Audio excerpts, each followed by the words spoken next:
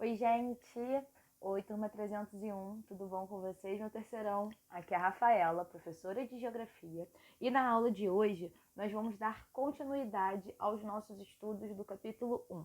O conteúdo vocês podem encontrar na página 5 da apostila, beleza?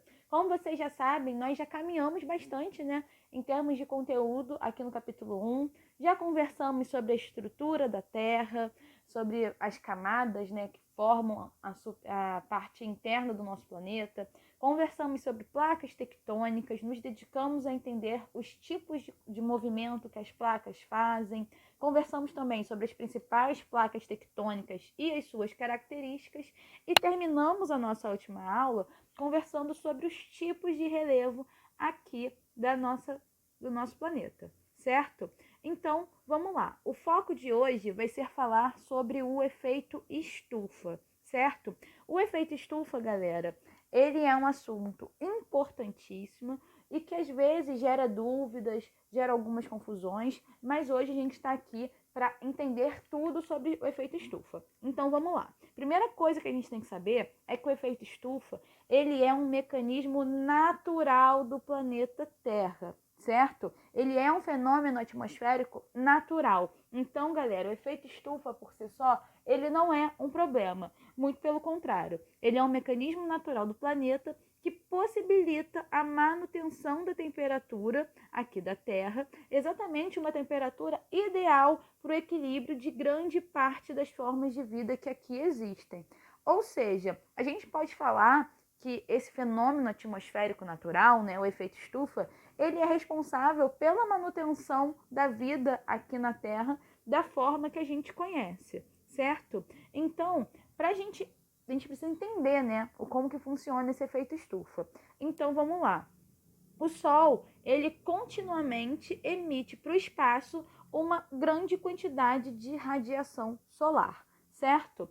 Parte desse calor, galera, vai atingir aqui a Terra, vai atingir o nosso planeta e vai ser refletida de volta para o espaço assim que alcança a atmosfera. Ou seja, grande parte dessa radiação que chega aqui na Terra, ela bate e volta direto, certo? Só que o restante, né, dessa radiação, ela consegue penetrar a atmosfera aqui do nosso planeta e vai chegar à superfície terrestre. Essa superfície, ela pode ser tanto continental quanto oceânica, certo? E vai manter aquecida.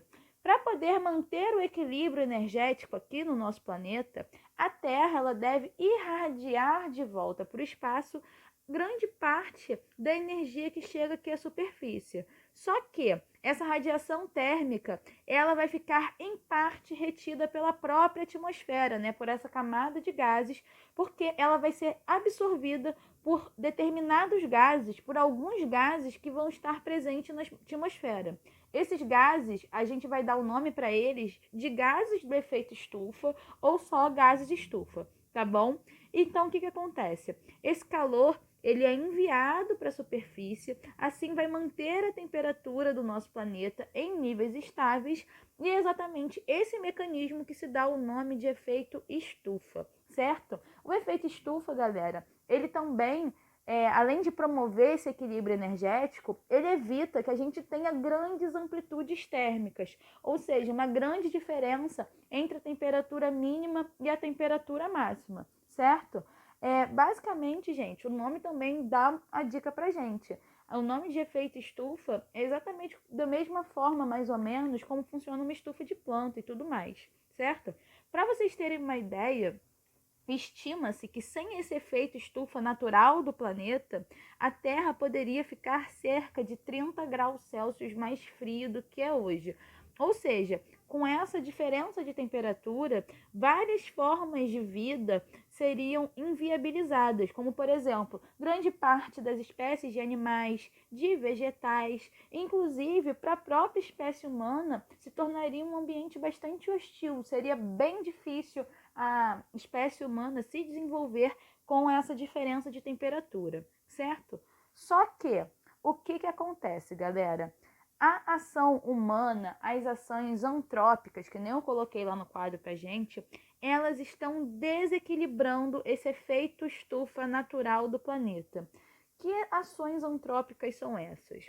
Nós podemos pontuar, por exemplo, a derrubada e a queimada das florestas, certo?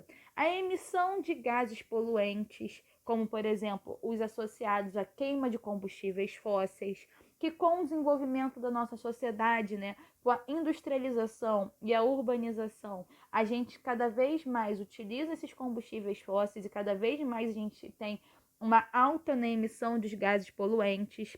Vale lembrar que as florestas, elas ajudam, né, a regular a temperatura, o vento, os níveis de chuva no planeta. E a partir do momento que a gente está tendo essa derrubada e essa queimada, a gente está fazendo o quê? A gente está promovendo, né, um desequilíbrio da temperatura. Sem a presença dessas florestas, a temperatura terrestre ela tende a aumentar, certo? E como eu mencionei, os poluentes emitidos pela queima de combustíveis fósseis, sendo eles derivados do petróleo, gás natural ou do carvão, eles retêm calor nas camadas mais baixas da atmosfera, impedindo que seja liberado para o espaço, aumentando a temperatura global como um isolante térmico, ou seja, desequilibra todo aquele sistema que nós conversamos anteriormente, tá bom? E quais vão ser as consequências disso? A gente vai ter graves consequências para o equilíbrio dos ecossistemas, para a sociedade, certo? E é exatamente esse aumento da temperatura, certo? Global, que é conhecido como aquecimento global, tá bom? Essa intensificação do efeito estufa na atmosfera é denominado aquecimento global e ele sim é um problema ao qual a gente tem que ter bastante atenção, certo?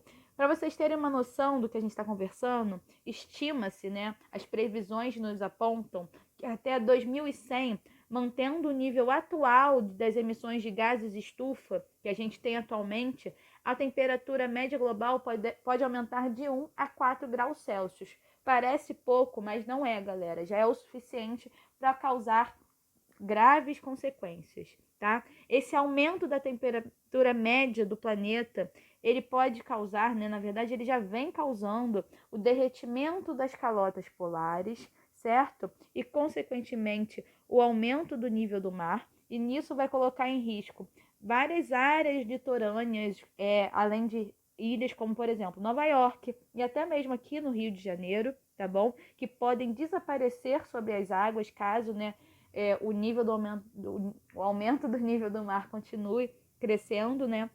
Além disso, a gente pode apontar como, por exemplo, o aquecimento global, ele é responsável por eventos climáticos como tempestades tropicais mais intensas, furacões, tornados, nevascas, ondas de calor e seca, com graves consequências, né, tanto para os humanos quanto para os animais e para as plantas. Beleza? Então, galera, a gente tem que ficar ligado aí no aquecimento global e no efeito estufa, tá bom? Para a gente poder fixar os conteúdos vistos na aula de hoje, vamos fazer os exercícios diversos número 3, tá bom? A gente fica por aqui. Um beijo, se cuidem e até a próxima. Tchau, tchau!